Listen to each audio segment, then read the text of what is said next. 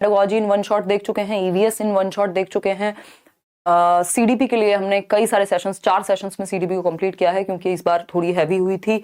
और maths pedagogy का session कल होगा। इतना आप प्रीवियस मैराथन भी देख सकते हैं मैथ्स पेडागोजी के लिए। सिलेबस चेंज नहीं हुआ है और क्वेश्चंस का टाइप भी वैसा ही है मैथ्स पेडागोजी का। तो और नोट्स तो आपको मैं दे ही चुकी हूँ। तो कल नहीं तो परसों हम मैथ्स पेडागोजी भी करेंगे और हो सकता है कि सीडीपी इन वन शॉट भी मैं करा दूं। वन शॉट नहीं कराएंगे, वन शॉट इन्हीं को रहने देते हैं।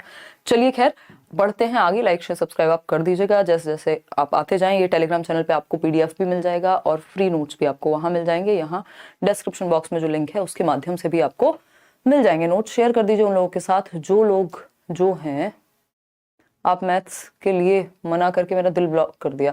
रचा परसों हो जाएगा मैथ्स, डोंट वरी। जिनका कल और परसों का एग्जाम है ना, वो थोड़ा सा मैनेज कर लें। मैं भी मतलब व्यक्ति ही हूँ, इंसान ही हूँ, जीव ही हूँ। चीजें ऑलरेडी इतनी सारी हैं और ऐसा नहीं, अगर पुरानी मैराथन नहीं होती तो मैं करा भी देती, ठीक है ना। तो डोंट वरी, नोट्स आपको दिए हुए हैं, ठीक। तो मैंने अपनी बैचेस की भी क्लासेस कैंसिल करके आप लोगों के लिए काम किया है। इतने सारे नोट्स पे जो फोकस हुआ है, अलग अलग जो आपको मिले हैं, जो बाकी सेशंस हुए हैं, तो जो नहीं, और वो भी 2 दिन के लिए, मतलब कल और परसों की जिनकी शिफ्ट है उसके बाद तो हो ही जाएगा, डोंट वरी। चलिए स्टार्ट करें आज की कहानी। आप लोग आते जाइए, जुड़ते जाइए और हम पढ़ते जाएंगे।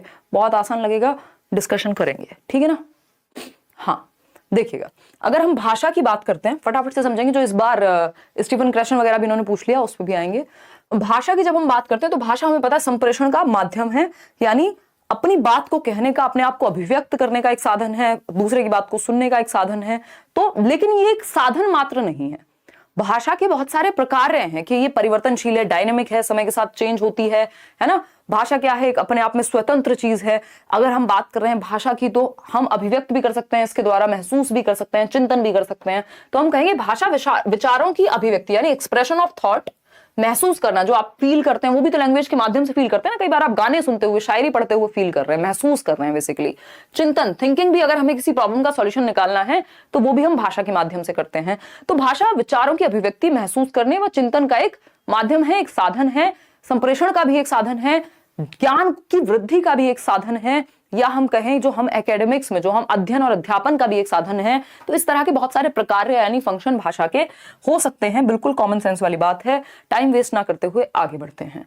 अब भाषा के रूप की जब हम बात करते हैं, फॉर्म्स ऑफ लैंग्वेज की जब हम बात करते हैं, तो ये 3 रूप हैं। एक है मौखिक भाषा, जब आप मौखिक रूप से बात कर रहे हैं एक दूसरे से, एक पर्सन ए है और दूसरा पर्सन है बी, तो पर्सन ए अपनी सहेली से बात कर रहा है और पर्सन बी भी अपनी सहेला से बात कर रही है, ठीक। तो बेसिकली ये दोनों क्या कर रहे हैं, मौखिक भाषा का प्रयोग कर रहे हैं। जैसे मैं अभी मौखिक भाषा का प्रयोग कर रही हूं, आप अभी लिखित भाषा का प्रयोग कर रहे हैं चैट सेक्शन में, लाइव में चैट करते हुए या बातें लिखते हुए। कोशिश कीजिएगा कमेंट्स पे फोकस कम करें और सीखने पे या सुनने पे, ध्यान रखने पे फोकस करें। जिनके नोट्स प्रिंट नहीं हो रहे हैं, मैं दोबारा से शेयर कर दूंगी वो ईवीएस वाले नोट्स, ताकि वो प्रिंट हो जाएं, डोंट वरी, ठीक।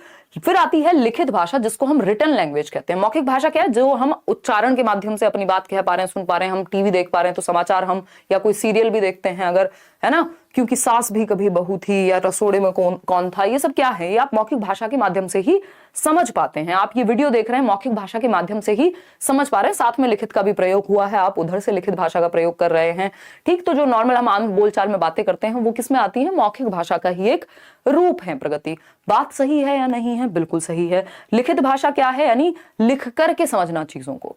क्या करना, लिख करके समझना, या फिर लिख करके आप अपनी बात कोई पत्र के माध्यम से कह सकते हैं। कोई आपको प्रॉपर्टी का काम कराना है, कोई आपको नौकरी लगेगी कल को तो उस पर साइन करने हैं, कॉल लेटर आया है ना। तो लिखित भाषा मतलब हमने फिर लेखन को डेवलप किया कि भाई लेखन जो है वो ज्यादा बेहतर चीज है, या हम कहें ज्यादा स्थायी है मौखिक के तुलना में। तीसरा प्रकार है सांकेतिक भाषा। जो लोग बोल नहीं सकते, जो लोग लिख नहीं सकते, या दोनों भी कर सकते हैं, तब भी क्या है, संकेतों के माध्यम से हम अपनी बात को समझाने का प्रयास करते हैं। वो जिन लोगों को बोलने में समस्या होती है, जो मूक बधिर हैं, उन लोगों के लिए ये काफी हेल्पफुल है। बाकी सांकेतिक भाषा अपने आप में एक प्राकृतिक भाषा हम इसको मानेंगे, ऐसा नहीं है कि ये कोई प्रॉब्लमेटिक भाषा है ना। आपने वो न्यूज़पेपर बोल रही हूँ, न्यूज में आपने देखा होगा, न्यूज चैनल्स में, कि हाथों का प्रयोग करके, जेस्चर्स का, हाव भाव का प्रयोग करके, संकेतों के माध्यम से अपनी बात कही जाती है। जब आपको किसी को बुलाना होगा तो आप मुंह से नहीं बोल रहे हैं, आप कह रहे हैं, ये क्या हुआ, आपको समझ आ गया कि आप किसी को बुला रहे हैं, संकेत कर रहे हैं आप, है ना। कोई आपसे कह रहा है, अरे ये पेपर तो बहुत टफ आएगा, फलाना होगा, ये होगा, आप कह रहे हैं ठीक है। तो आपको बोलने की जरूरत नहीं है, ठीक है भी मैं बोल रही हूं, आपने कहा जाओ, निकलो, मतलब हाथ से आप इशारा कर रहे हैं, हाँ ठीक है सुन लिया तुम्हारी बात, अब अपना काम कर लो, हम अपना काम कर लेते हैं। तो मौखिक भाषा जब आप बोल करके, उच्चारण करके अपनी बात को कह रहे हैं, सुन रहे हैं, समझ रहे हैं, और हिंदी वाले नोट्स भी रात में ही मिल जाएंगे गणित के। लिखित की जब हम बात कर रहे हैं तो हम, और इंग्लिश वाले ईवीएस के, तो लिख करके अपनी बात को व्यक्त कर रहे हैं और सांकेतिक संकेतों के माध्यम से। बेसिक बात है, कोई इसमें दिक्कत परेशानी नहीं होनी चाहिए। अब हमें इतना पता है कि जो लिखित भाषा है वो मौखिक भाषा की तुलना में अपेक्षा अधिक स्थायी होती है। पेपर में क्वेश्चन पूछा जा चुका है कि जो लिखित भाषा है वो मौखिक भाषा की अपेक्षा अधिक स्थायी होती है। क्या होती है? अधिक स्थायी होती है। यानी आपको कोई ऑफिशियल वर्क करना है, कोई एक भाषा होती है जिसको हम क्या कहते हैं, क्लिष्ट भाषा कहते हैं, यानी जो बिल्कुल कार्यालयों में या समाज के उच्च वर्ग के द्वारा यूज होती है उसको क्लिष्ट भाषा कहते हैं हम। ठीक, तो जो भाषा है, आप मान लीजिए कोई प्रॉपर्टी के पेपर साइन कराने जा रहे हैं, अच्छा जिसकी प्रॉपर्टी, उसने कहा हाँ ठीक है मान लिया ये आज से आपकी है, आप कह रहे हैं अच्छा कानूनी कार्यवाही कर लें, पेपर वर्क कर लें, उसने कहा नहीं नहीं मैंने कह तो दिया है आपकी है। तो वो कह तो दिया वाली बात इतनी स्टेबल, इतनी स्थायी नहीं होती, वो अस्थायी होती है। लिखित बात पक्की हो जाती है कि लिख के ले लो यही होगा, हम कहते हैं ना। और उस गाने का भी मैं बार बार आपको एग्जाम्पल, मैम डर लग रहा है, सब पढ़ लिया है बट फिर भी डर लग रहा है, क्या करूं, बहुत नर्वस फील कर रहा हूं। मनीष ये आपके साथ नहीं है, सबके साथ होता है कि डर अंत तक लगता है। कई लोग पढ़ते जाते हैं अंत तक, कई लोग पढ़ना छोड़ देते हैं एक दिन पहले, वो आपकी अपनी पर्सनल चॉइस है। बट इसमें अगर हम बात करें, मिल जाएगा इंग्लिश वाले नोट्स ब्रेश, अभी रात को ही मिल जाएंगे, वो फाइनल हो चुके हैं। तो अगर हम बात करें मैथ्स और इंग्लिश दोनों के, जो हिंदी मीडियम वाला जो पंगा है ना वो भी हो जाएगा। तो हम यहाँ पे ये कह रहे हैं कि आपने जो पढ़ लिया बस अब पढ़ लिया ना, पेपर में सब याद आ जाएगा, वहां आपको खुद से नहीं लिखना, आंसर्स होंगे, ऑप्शंस होंगे आपके सामने। तो अब जिसने पढ़ा है वो अपने आप दिमाग चलने लगता है, उसकी टेंशन मत लो, पहले से अब ज्यादा सोचने की जरूरत ही नहीं है। अब तो जो होगा पेपर में देख लेना, कुछ परेशान होकर भी हो नहीं जाने वाला। तो अगर हम बात करें लिखित भाषा जो है वो मौखिक भाषा की अपेक्षा अधिक स्थायी, और जो काम की चीजें, अगर आप लेट्स लर्न पे थे तो आपने काम की चीजें पढ़ी हैं, आपने सिलेबस को फॉलो किया है, आपने क्वालिटी चीजें पढ़ी हैं ऑलरेडी, आपको आती हैं चीजें। अगर आपने थोड़ा सा एफर्ट नोट्स पढ़ने में किया है, पुराने मैराथन देख लिए हैं, इस बार के मैराथन देख लिए हैं, और क्या लोगे, बच्चे की जान लोगे।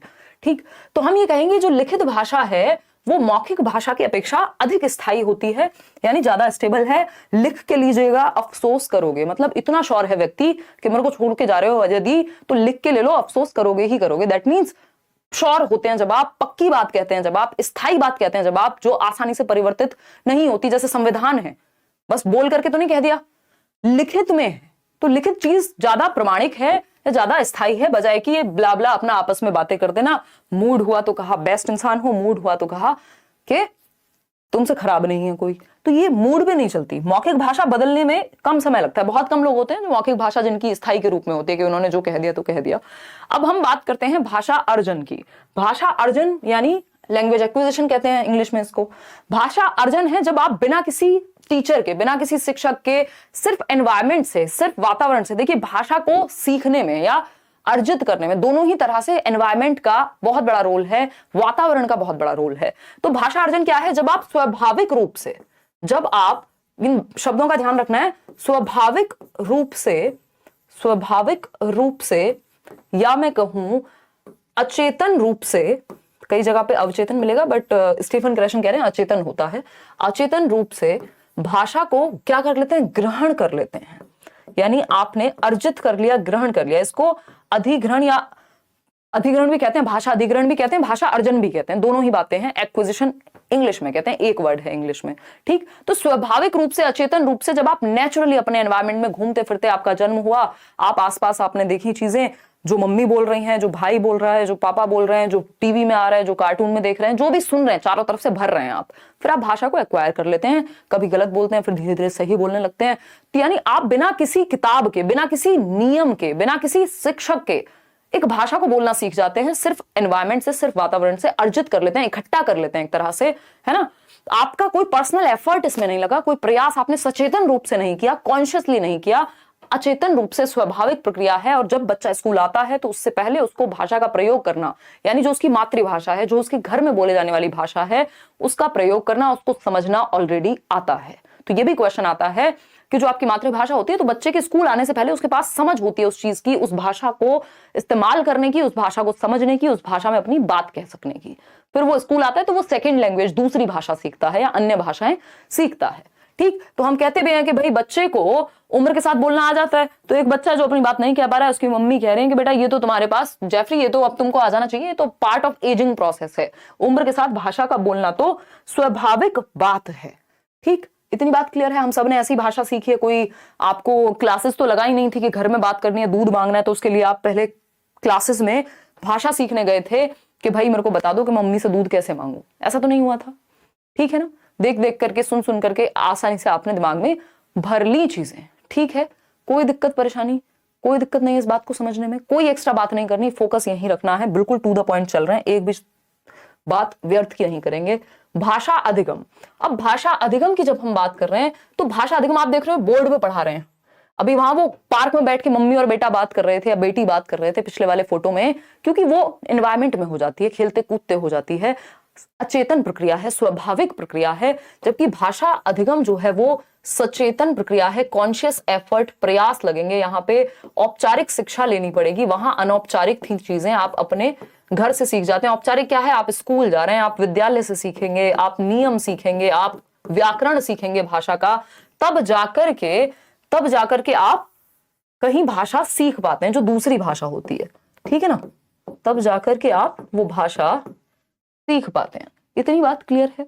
तो यहाँ पे किताबें भी होंगी। तो मुख्य अंतर भाषा अर्जन और अधिगम के बीच जो मुख्य अंतर है वो है भाषा के वातावरण का, क्योंकि भाषा अर्जन आप उस भाषा का करते हैं जो आपके वातावरण में होती है, उसको आप एक्वायर कर लेते हैं, सचेतन नहीं अचेतन ही रूप से, अनौपचारिक रूप से, बिना विद्यालय जाए, बिना शिक्षक के, बिना व्याकरण सीखे। यहाँ आपको व्याकरण भी सीखनी होती है, आप विद्यालय भी जाते हैं, आप सारे सचेतन प्रयास करते हैं। ठीक, तो ये मुख्य अंतर है अधिगम का और अर्जन का। इतनी बात क्लियर है। अगर दोनों में अंतर की बात करें तो मुख्य पॉइंट्स देख लेते हैं सिर्फ, क्या है ये, भाषा अर्जन और दूसरा है भाषा अधिगम। अर्जन हमें पता है एक्विजिशन, जो कि एक अवचेतन प्रक्रिया है, या अगर हम स्टीफन क्रेशन की माने तो वो कहते हैं अचेतन प्रक्रिया है, यानी आपको अनकॉन्शियसली, आपका ध्यान भी नहीं है सीखने पे, आप भाषा अपने आप सीख गए बड़े होते होते अपने घर में, अपने आसपास से। वहीं जब अधिगम की हम बात करते हैं तो ये चेतन प्रक्रिया है, कॉन्शियस एफर्ट है, आप स्कूल गए, आप स्कूल की भाषा को समझने का प्रयास कर रहे हैं, आप उसको सीखने का प्रयास कर रहे हैं, आप क्या कर रहे हैं, साथ में आप शब्द अर्थ रट रहे हैं या याद कर रहे हैं, किताबें पढ़ रहे हैं, शिक्षक आपके साथ है, दुनिया भर की चीजें हो रही हैं, मूवीज देख रहे हैं, आपने इंग्लिश सीखी तो आप स्पेशली देख रहे हैं, हालांकि मूवीज वगैरह की सहायता से तो आप भाषा अर्जन भी कर लेते हैं। ठीक है, कोई दिक्कत नहीं है। स्वाभाविक प्रक्रिया यानी एक नेचुरल प्रोसेस है क्या, भाषा अर्जन यानी लैंग्वेज एक्विजिशन। वही नियमबद्ध, रूल बेस्ड है ना, रूल बेस्ड प्रोसेस है क्या आपकी भाषा अधिगम की प्रक्रिया। ठीक, इतनी बात क्लियर है या कोई दिक्कत परेशानी इस बात को समझने में हो रही है? नहीं होनी चाहिए। क्यों? क्योंकि रूल बेस्ड, जब आप स्कूल में जा रहे हैं तो आप व्याकरण भी पढ़ रहे हैं, आप नियम भी पढ़ रहे हैं, आप सारी चीजें पढ़ते हैं वहां पे। ठीक है, इतनी बात, कोई दिक्कत है इस बात को समझने में नहीं होनी चाहिए। अनौपचारिक प्रक्रिया की जब हम बात कर रहे हैं तो ये है इनफॉर्मल प्रोसेस अर्जन, क्योंकि आप घर से, वातावरण से, मूवीज से, जहां से भी, जहां पे भी आपका ध्यान नहीं, आप भाषा सीखने नहीं गए बट सीख लिया। औपचारिक प्रक्रिया है फॉर्मल, जब आपको स्कूल, व्याकरण, शिक्षक, इन सब की जरूरत पड़े। मातृभाषा क्या है, मदर टंग आप एक्वायर करते हैं, मदर टंग आप एक्वायर करते हैं, मदर टंग आप अर्जित करते हैं, मातृभाषा आप अर्जित करते हैं। जो मातृभाषा क्या है, मम्मी की भाषा नहीं, जो घर में बोली जाती है, वो भाषा जो सबसे पहले बोली जाती है ना। जैसे हमारी मातृभाषा हिंदी हो सकती है कई लोगों की तमिल भी हो सकती है, किसी की तेलुगु हो सकती है, किसी की पंजाबी हो सकती है ना, किसी की संस्कृत भी हो सकती है। तो जो घर में बोले जाने वाली भाषा है, जब आपने जन्म लिया और आसपास जो भाषा सबसे पहले आपके घर में बोली जाती है वो मातृभाषा है। तो मान लीजिए हिंदी है और आपकी मातृभाषा हिंदी है, आपने एक्वायर कर लिया, अर्जित कर लिया हिंदी को बिना किसी प्रयास के, स्वाभाविक प्रक्रिया, स्वाभाविक रूप से, बिना किसी किताब के, बिना किसी टीचर के। वहीं जब हम दूसरी भाषा की बात कर रहे हैं तो दूसरी भाषा यानी कोई भी सेकंड लैंग्वेज या L2 हम कह देते हैं, आपको एक क्वेश्चन हिंदी में भी देखने को मिल सकता है, इसको हम L1 कहते हैं। जो भाषा आपने सबसे पहले सीखी है, मातृभाषा मदर टंग नेचुरल होती है, दूसरी भाषा लैंग्वेज 2 जो आप स्कूल जाके सीखते हैं, इसको लक्ष्य भाषा भी कह देते हैं, और इसको देशज या देशीय भाषा कह देते हैं मातृभाषा को, यानी नेटिव लैंग्वेज भी कह देते हैं। स्पीड आज ऐसी रहने वाली है, स्पीड आप कम करके देख लीजिएगा जिनको ज्यादा समस्या हो। ठीक है ना, कोई दिक्कत, कोई परेशानी, कोई समस्या अगर है तो बता दीजिए, है ना। ये देखो इस तरह के लोग, हम इनका क्या करें, इनको ब्लॉक करें, इनको अच्छा बुरा बोलें, मतलब कोई व्यक्ति कितनी मेहनत कर रहा है इनका ध्यान उस पर है ही नहीं, है ना। ये कह रहे हैं मैम L2 संस्कृत वालों के बारे में बता दीजिए, क्यों नफरत है आपको संस्कृत से, और रेड इमोजी बता रहे हैं, है ना। तो मतलब सारी भाषाएं, एक व्यक्ति, फिर पंजाबी वाले आएंगे, वो कहेंगे अच्छा पंजाबी नहीं पढ़ाई आपने, है ना, कोई अंत है इस बात का? कैसी बातें करते हो यार, बैच में चले जाते हैं, वहां पढ़ लेते हैं, अरुण सर पढ़ाते हैं। देखिएगा, अगर हम बात करते हैं भाषा अर्जन और अधिगम के बीच की, तो मुख्य अंतर क्या है? वातावरण। कल और परसों जिनका पेपर है उनको बख्श दीजिए, आप डिस्ट्रैक्ट मत कीजिए एक्स्ट्रा कमेंट करके, है ना, अगर किसी का लेट भी है तो पेपर। तो वातावरण, इनका मुख्य अंतर जो है वो वातावरण है। क्लियर है बात? कोई दिक्कत, कोई परेशानी नहीं होनी चाहिए। तो मुख्य अंतर इन दोनों के बीच का वो वातावरण है, क्योंकि भाषा अर्जन के लिए आपकी मातृभाषा का वातावरण आपको घर पे मिल जाता है। अगर आपको दूसरी भाषा का भी वातावरण मिल गया होगा तो आप एक से अधिक भाषाएं भी अर्जित कर सकते हैं स्वाभाविक रूप से। यानी घर में अगर आपकी इंग्लिश भी बोली जाती, हिंदी भी बोली जाती शुरू से ही, तो आप नेचुरली स्वाभाविक रूप से एक्वायर कर चुके होते, हिंदी भी इंग्लिश भी। ठीक, चलिए अब लक्ष्य भाषा व मातृभाषा के बीच का अंतर समझ लेते हैं, एक ही मिनट लगेगी। लक्ष्य भाषा को हम टारगेट लैंग्वेज भी कह देते हैं जब बच्चा स्कूल में जाकर के, क्योंकि अब हिंदी और इंग्लिश की पेडागोजी में अंतर बचा नहीं है, क्वेश्चन लगभग सेम ही देखने को मिल रहे हैं। तो लक्ष्य भाषा यानी जिसको सिखाने का लक्ष्य है, यानी स्कूल में जो भाषा सिखाई जा रही है। मान लीजिए आपके घर में हिंदी बोली जाती थी, स्कूल में टारगेट लैंग्वेज क्या हो सकती है?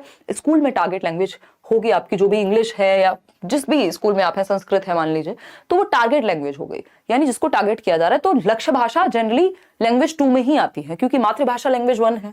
तो मातृभाषा आपकी, इसको देशीय भाषा भी कह सकते हैं, है ना, पहली भाषा भी कह सकते हैं, लैंग्वेज 1 भी कह सकते हैं, ठीक, और इसको लैंग्वेज 2 भी कह सकते हैं, या टारगेट लैंग्वेज या लक्ष्य भाषा भी कह सकते हैं। इसको आप देशीय भाषा या नेटिव लैंग्वेज भी कह सकते हैं। हिंदी में नेटिव भी लिख देगा, उसका कोई भरोसा नहीं है एग्जामिनर का, ठीक है ना। तो ये एक बेसिक बात है जो हमें यहाँ पता होनी ही चाहिए, ठीक। अगर हम बात करें मातृभाषा की, तो मातृभाषा का अर्जन किया जाता है। और अगर हम किसकी बात कर रहे हैं, जनरली अगर हम देखें सामान्य तौर पे, तो लक्ष्य भाषा को आप अधिगम करते हैं। अधिगम वो प्रक्रिया है, यानी लर्निंग, जिसमें आप एफर्ट्स यानी कि प्रयास करते हैं, अभ्यास करते हैं, वहीं और सचेतन यानी कॉन्शियस एफर्ट्स लेते हैं। वहीं मातृभाषा में आप अचेतन रूप से सीख जाते हैं, सचेतन रूप से नहीं, अचेतन से या अवचेतन से अर्जित कर लेते हैं भाषा को स्वाभाविक रूप से। ठीक है, इतनी बात, कोई दिक्कत परेशानी अगर इस बात को समझने में हो रही है तो आप बता दीजिए। भाषा के क्या है? विविध रूप हैं, इसको लेकर के बात कर लेते हैं। तो भाषा के विविध रूप की जब हम बात करें, तो एक रूप हो गया मातृभाषा, जिसको हम मदर टंग कहते हैं, जो आपके घर में पहली भाषा बोली जाती है, जिसको आप अर्जित करते हैं। दूसरी भाषा है राष्ट्रभाषा। राष्ट्रभाषा क्या है? नेशनल लैंग्वेज जिसको हम कहते हैं। क्या हिंदी भारत की राष्ट्रभाषा है? बताइए कमेंट करके, फटाफट से बताइए। अगर हम बात करें,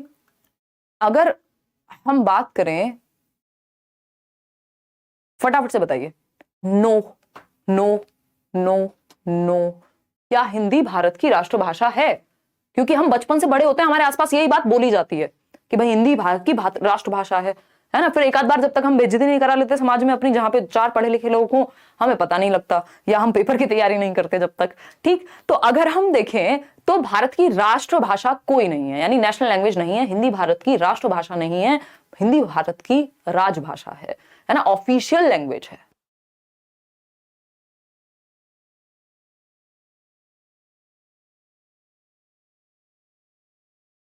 लाइक शेयर करते रहना है। आज दूसरा सेशन था, तो इस चक्कर में ये वाला सेशन काफी लेट हो गया, बट हम इसको 1 घंटे में ही समेट देंगे। जो जरूरी बातें हैं वो कर लेंगे, अदरवाइज तो मैं पहले भी मैराथन ले चुकी हूँ, हिंदी के नोट्स भी आपको दे चुकी हूँ, ठीक।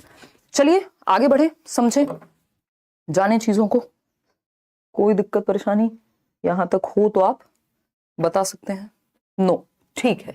तो हम अगर बात करें तो राष्ट्रभाषा हिंदी नहीं है, नेशनल लैंग्वेज हमारी कोई भी नहीं है, इतना हमें ध्यान में रखना है, ठीक। भारत की जो राजभाषा है वो है हिंदी। क्या है? हिंदी भारत की राजभाषा है, ऑफिशियल लैंग्वेज है। और किस एक्ट के तहत है? फटाफट से बताओ कमेंट करके। अभी कल परसों हमने इंग्लिश पेडागोजी में भी डिस्कस किया था, फटाफट से बताओ। जो अनुच्छेद है आपका 343(1), ठीक है, 343(1). और अगर हम बात करें ये एक्ट कब आया था राजभाषा का, तो राजभाषा अधिनियम आया था 1963 में, 1963 में, जिसको हम ओला भी कह देते हैं, ऑफिशियल लैंग्वेज एक्ट, यानी राजभाषा अधिनियम, ठीक। तो जिसके अनुसार जो राजभाषा है वो है हिंदी, आर्टिकल 343(1) में। और अगर हम बात कर रहे हैं यहाँ पे सहकारी राजभाषा, यानी जो सह राजभाषा, जो एसोसिएट है राजभाषा की, सहकर्मी है, जो एसोसिएट है, संबंधित है, वो कौन सी है? दूसरी भाषा AOL, जिसको हम कहते हैं एसोसिएट ऑफिशियल लैंग्वेज वो है हमारी इंग्लिश, आर्टिकल या अनुच्छेद 343(2) के तहत। इतना हमें ध्यान रखना है। ये बेसिक सी बात है जो हमें ये बताती है कि संविधान के अनुसार हिंदी की जगह क्या है, राजभाषा की है। ठीक है, मातृभाषा कई लोगों के लिए हो सकती है, कई लोगों के लिए नहीं भी हो सकती। अच्छा, भाषा के कुछ और भी रूप होते हैं, जैसे आपने पढ़ा होगा मानक भाषा। क्या कहते हैं हम? मानक भाषा।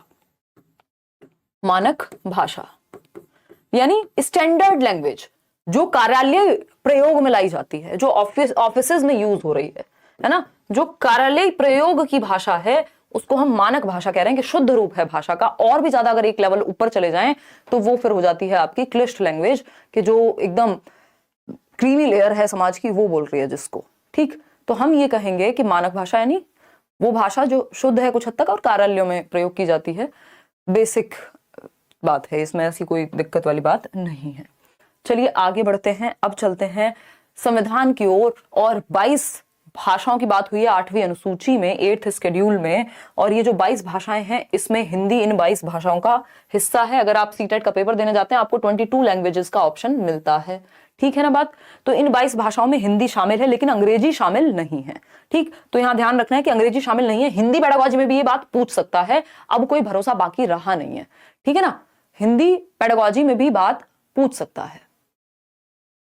ठीक है ना। पारस, किसी ना किसी सेक्शन में गड़बड़ कर रहे हो आप, उस पे फोकस कीजिए, किस सेक्शन में नंबर कमा रहे हैं। पैसेज में कमा रहे हैं तो उसकी ज्यादा प्रैक्टिस कीजिए। ठीक, असमिया, उड़िया, उर्दू, कन्नड़, संस्कृत, नेपाली, ये सब इसका पार्ट है। ठीक, तो ये 22 भाषाओं में हिंदी हिस्सा है। इन 22 भाषाओं का 8वीं अनुसूची में जिसकी बात हुई है। अब नॉम चॉम्स्की से क्वेश्चन आता ही है। नॉम चॉम्स्की क्या है? अमेरिकी भाषाविद हैं, लिंग्विस्ट हैं। तो जब हम नॉम चॉम्स्की की बात करते हैं, इससे पहले अगर हम बात करते हैं किसी की भी नहीं, तो नॉम चॉम्स्की आप देख रहे हैं, नॉम चॉम्स्की एक अमेरिकी भाषाविद है। ये कहते हैं भाषा अधिग्रहण यंत्र। भाषा अधिग्रहण यंत्र यानी लैंग्वेज एक्विजिशन डिवाइस के माध्यम से मनुष्य में भाषा अर्जित करने की जन्मजात क्षमता है। यानी किसकी बात हो रही है? मनुष्यों की, जानवरों की बात नहीं हो रही है। तो मनुष्य में, मानव शिशु में जन्मजात क्षमता होती है कि वो भाषा का अधिग्रहण कर सके या अर्जन कर सके। तो लैंग्वेज को नेचुरली, स्वाभाविक रूप से एक्वायर करने की, अर्जित करने की क्षमता मानव शिशु में है। ऐसा कौन कह रहे हैं? नॉम चॉम्स्की कह रहे हैं। ये एज इट इज 1 नंबर में क्वेश्चन आता ही है आपका। ठीक है, कोई दिक्कत, परेशानी, दर्द, समस्या नहीं होनी चाहिए यहां तक बात को समझने में। तो भाषा अधिग्रहण यंत्र जो है, इसके माध्यम से ये हाइपोथेटिकल है, परिकल्पनात्मक रूप से इन्होंने कहा है कि ब्रेन में कहीं होता है, जिसके माध्यम से, और ये 5 साल तक सबसे ज्यादा प्रभावी है। 5 साल की उम्र तक सबसे ज्यादा प्रभावी है भाषा अधिग्रहण यंत्र। फिर धीरे धीरे वीक होता है। तो चाइल्डहुड के बाद, बाल्यावस्था के बाद, 10-11 साल के बाद आपको भाषा सीखने में कठिनाई क्यों होती है? क्योंकि आपका भाषा अधिग्रहण यंत्र कमजोर हो चुका होता है या होता जाता है। ठीक है, इतनी बात। अब चॉम्स्की और क्या कहते हैं? चॉम्स्की कहते हैं कि जो यूनिवर्सल ग्रामर है, मूल व्याकरण की बात करते हैं, सार्वभौमिक व्याकरण की ये बात करते हैं कि विश्व की सभी भाषाएं एक ही मूल व्याकरण से संबद्ध हैं, जिसे समझने में एलएडी हमारी सहायता करता है। एलएडी क्या है? लैंग्वेज एक्विजिशन डिवाइस, भाषा अर्जन यंत्र।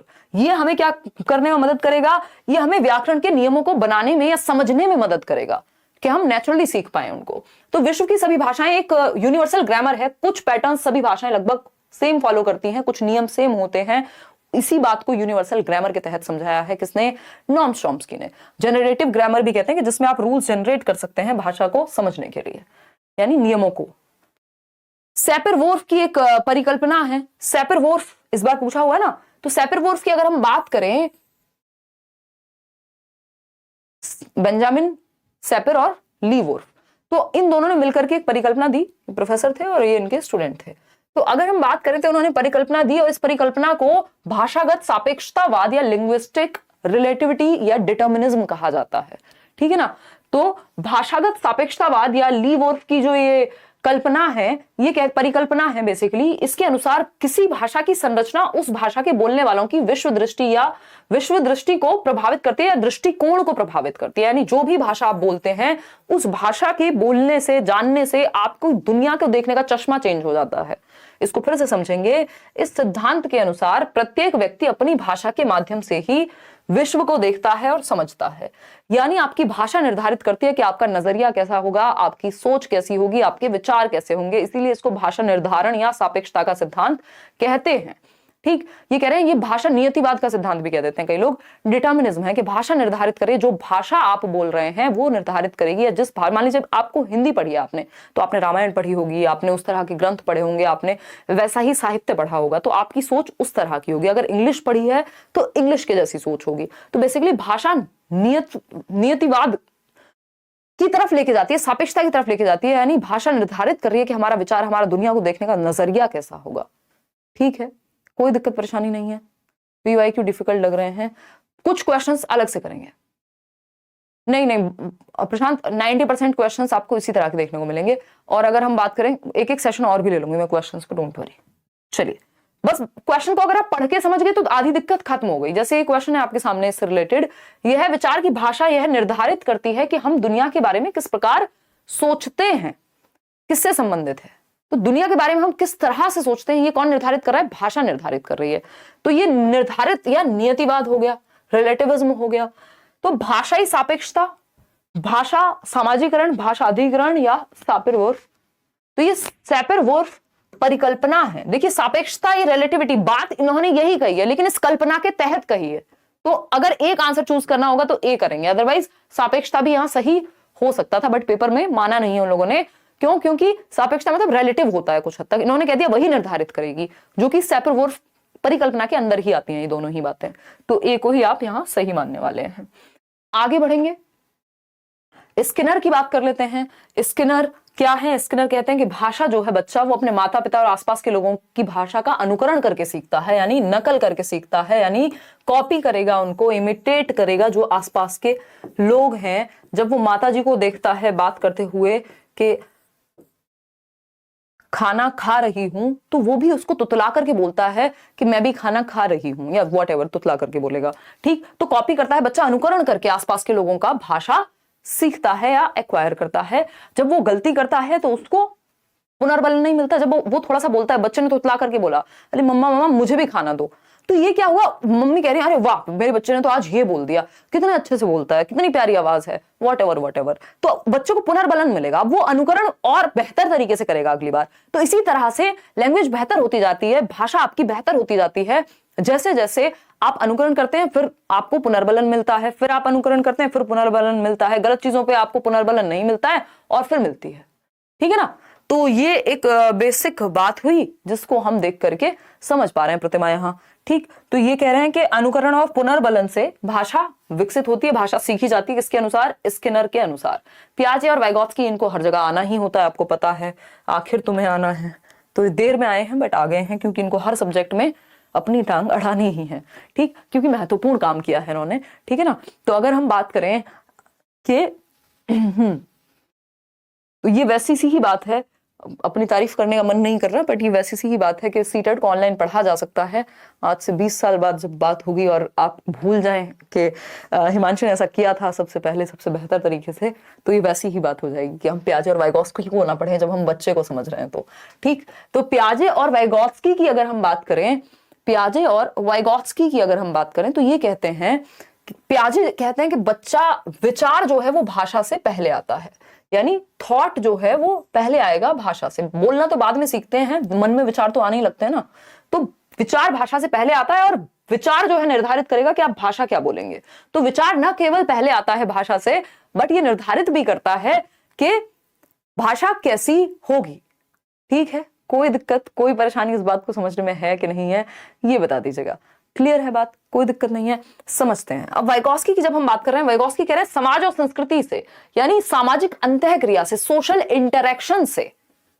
क्या होती है? सोशल इंटरैक्शन से, सामाजिक अन्योन्य क्रिया से भाषा सीखी जाती है। जब बच्चे आपस में चार लोगों से बात करते हैं, बाहर निकलते हैं, लोगों को बात करते हुए देखते हैं। ठीक, तो इनका मानना है कि विचार और भाषण, या विचार और भाषा अगर मैं बात करूं, तो विचार और भाषा पहले अलग अलग होते हैं, स्वतंत्र होते हैं, और फिर 3 साल के आसपास जाकर के विलीन हो जाते हैं, एक दूसरे में इंटरमिंगल हो जाते हैं। ये एक कहानी है जो कौन कह रहे हैं? वाइगोत्स्की कह रहे हैं। ठीक, ये उल्टा नहीं कह रहे हैं एक दूसरे का, बट दोनों अपनी अपनी बात रख रहे हैं। जब भाषा के प्रकार की बात करते हैं, तो जीन पियाजे ने कहा कि अहम केंद्रित वाक, यानी ईगो सेंट्रिक स्पीच, जब बच्चा खुद से ही बोल बोल करके बातें करे 2 से 7 वर्ष में, या मैं कहूं 3 से 6 वर्ष में, तो उस समय ये कह रहे हैं कि हाँ ठीक है इसका अपना महत्व है, बट उतना महत्व नहीं है। मतलब है इसका भी महत्व, अहम केंद्रित वाक्य का, यानी बच्चा खुद से ही बातें कर रहा है, बट इन्होंने तो ये कहा है ना कि जो संज्ञान है उससे भाषा विकसित हो रही है, जबकि वाइगॉस्की कह रहे हैं भाषा से संज्ञान यानी कॉग्निशन विकसित होगा। तो लेव वाइगॉस्की की जब हम बात करें तो बालक भाषा अपने परिवेश से यानी अंतःक्रिया करके सीखता है, इंटरेक्ट करके सीखता है। इनके अनुसार जो निज भाषा है, वाइगॉस्की के अनुसार भाषा के 3 मुख्य प्रकार हैं। यहां से एक क्वेश्चन आता ही है ना, निश्चित है एक क्वेश्चन आना। वाइगॉस्की के जो 3 प्रकार हैं वहां से, वाइगॉत्स्की की जब हम बात कर रहे हैं, वाइगॉत्स्की की जब हम बात कर रहे हैं तो इन्होंने सबसे पहले दिया है सामाजिक वाक् का कॉन्सेप्ट। सामाजिक यानी सोशल स्पीच, जब बच्चा समाज में अपने आसपास के लोगों से बात करना शुरू कर दे, तुतला के जैसे भी बोलना शुरू कर दे, अपनी बात को कहना शुरू कर दे, जो कि 2 वर्ष में हो जाता है। मैं आपको बता भी दूंगी कितने वर्ष में कितनी डिक्शनरी आ जाती है। खाना बनाते हुए देख रहे हैं, बहुत बढ़िया। देखिएगा इस टाइम कौन सा खाना बनता है, रात के 10:30 बजे, कमाल कर दिए हैं। सामाजिक वाक् जो 2 वर्ष में आ जाएगा। फिर आता है निज वाक्, जिसको इन्होंने बहुत महत्व दिया है। निज वाक् या निजी वाक्य कह लीजिए आप, इसको प्राइवेट स्पीच कहते हैं अंग्रेजी में, ठीक। तो ये 3 से 6 वर्ष, 3 से 6 वर्ष, और ये बहुत अहम भूमिका निभाता है संज्ञानात्मक विकास में। फिर आता है मौन वाक, साइलेंट इनर स्पीच, मौन वाक, ये लास्ट स्टेज है, 6 साल के अराउंड आती है या 6 साल के बाद आती है, ठीक। तो यहाँ पे स्व निर्देशन देता है बच्चा, खुद से ही बातें करके। प्राइवेट स्पीच मतलब जब वो खुद से बातें करे, यहाँ वो नॉर्मल अपनी नीड्स को फुलफिल करने के लिए, अपनी आवश्यकताओं के बारे में, मम्मी खाना दे दो, पापा पानी ला दो, वॉट एवर, ये बातें करना सीखता है 2 वर्ष में, जब वो 2 शब्दों को जोड़ के एक नया सेंटेंस, एक नया वाक्य बनाना सीखता है। फिर 3 वर्ष में वो खुद से ही बातें कर रहा है, अपना खिलौना जोड़ते हुए तोड़ते हुए, अरे इसको कहाँ लगाऊं, उसको क्या करूं। तो ये स्व निर्देशन मिलता है इससे। वाइगॉस्की कहते हैं ये सेल्फ डायरेक्शन मिलता है बच्चे को, सेल्फ रेगुलेशन कर पाता है, वो खुद को ही नियंत्रित कर पाता है अपने विचारों को। किससे? निजी वाक से, या हम कहेंगे प्राइवेट स्पीच से। मौन वाक फिर बाद में और हायर लेवल पे चला गया, मन में ही वो बोल लेगा, बाहर किसी को कुछ बोलने की जरूरत नहीं है। जबकि निजी वाक में वो खुद से ही बातें कर रहा था, लेकिन निजी वाक भी महत्वपूर्ण है। तो इतना बात हम ध्यान रखेंगे। कोई पजल बॉक्स को कपड़े की तह बनाते हुए बच्चा खुद से बातें कर रहा हो, अरे इसको ऐसे नहीं ऐसे फोल्ड करते हैं, खुद से बातें कर रहा है, तो ये निज वाक है, प्राइवेट स्पीच है, ठीक है। तो इन्होंने कहा ये जो निजी वाक है, ये जो प्राइवेट स्पीच है, ये बहुत ही महत्वपूर्ण है संज्ञानात्मक विकास में, कॉग्निटिव डेवलपमेंट में, ठीक है। इतनी बात। वाइगॉस्की के अकॉर्डिंग तो सोसाइटी, कल्चर और लैंग्वेज, ये 3 महत्वपूर्ण चीजें हैं। अब स्टीफन क्रेशन आ गए हैं, ये अंग्रेजी आप छोड़ दीजिए, हिंदी में समझते हैं, क्योंकि आज हिंदी की कक्षा है। इतनी बात ठीक है या नहीं? ठीक है, कोई दिक्कत नहीं है। मैथ पेडागोजी कुछ करा दो कल तक, गुलशन कह रही हैं। कल नहीं परसों कराएंगे यार अब मैथ्स पेडागोजी। इतने आप नोट्स पढ़ लीजिए वाले, और प्रीवियस मैराथन देख लो जो मैथ्स पेडागोजी की मैंने कराई हुई है, और कुछ क्वेश्चंस भी कराए इस बार।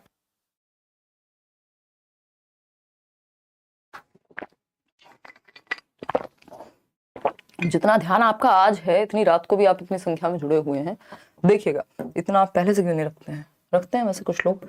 अधिग्रहण सीखने की वैसे आप लोग बहुत संख्या में, आप लोगों ने पूरी मेहनत से काम किया है, और जिन लोगों ने सच में मेहनत की है उनको पेपर में फल देखने को मिलेगा, मेहनत भी सही दिशा में। अधिग्रहण सीखने की परिकल्पना, यानी ये इनकी 5 हाइपोथेसिस हैं। स्टीफन क्रेशन कहते हैं, स्टीफन क्रेशन ने कहा कि जो भाषा है, यानी हम सिर्फ एक ही भाषा को एक्वायर नहीं कर सकते, अर्जित नहीं कर सकते, हम कई भाषाओं को भी अर्जित कर सकते हैं, हम दूसरी भाषा को भी अर्जित कर सकते हैं। तो स्टीफन क्रेशन कह रहे हैं, स्टीफन क्रेशन कह रहे हैं कि हम दूसरी भाषा को भी अर्जित कर सकते हैं, जैसे हम पहली भाषा को करते हैं। यानी मान लीजिए मैंने हिंदी सीखी, मेरे घर में हिंदी बोली जाती थी, इसी तरह से मैं अंग्रेजी को भी क्या कर सकती हूँ, अर्जित कर सकती हूँ, यदि कुछ बातों का ध्यान रखा जाए। तो ये कह रहे हैं कि जो दूसरी भाषा का अर्जन है वो भी हो सकता है, दूसरी भाषा को भी, दूसरी, हम क्वेश्चंस भी करेंगे लास्ट में, दूसरी भाषा को अचेतन रूप से अर्जित किया जा सकता है। अचेतन रूप से, यानी अगर आपको वो एनवायरनमेंट मिल जाए तो आप दूसरी भाषा को भी अर्जित कर लेंगे नेचुरली, जैसे आप पहली भाषा को करते हैं।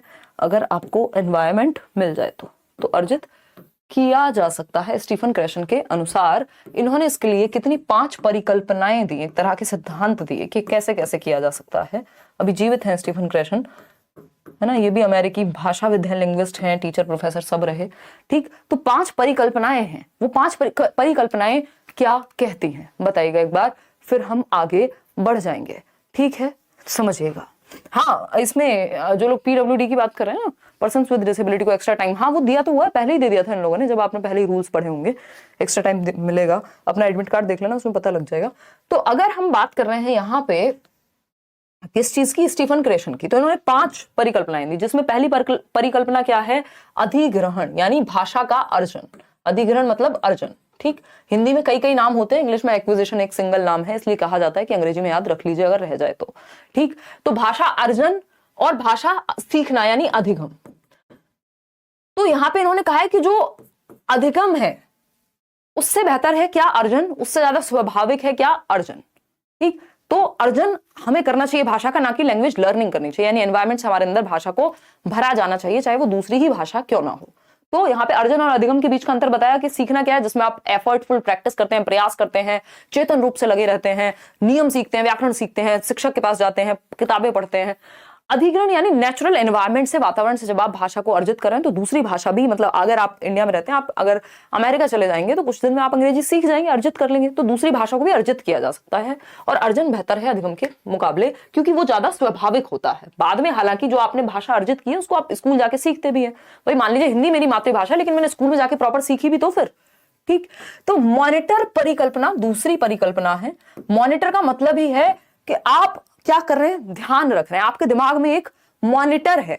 जब आप भाषा सीखते हैं, आप सीखना भी छोड़ दीजिए, जब आप भाषा अर्जित करते हैं एनवायरमेंट से, तो आपको बोलते हुए पता लग रहा होता है कि मैं खाना, कुछ भी बोल सकते हैं हम यहाँ पे, जैसे कुछ हो सकता है कि खा रही हूं, मैं खाना नहीं बोलते ना आप, मैं खाना खा रही हूं ये बोलते हैं, ठीक। तो अगर आपने नेचुरली भाषा को सुना है, मान लीजिए कोई मूवी में या आसपास से अर्जित किया है, तो आपके अंदर एक मॉनिटर होगा जो बताएगा कि अगर आप कुछ गलत कर रहे हैं तो वो एक्टिव हो जाएगा, वो आपको याद दिलाएगा यार ये मैंने शायद गलत बोल दिया है।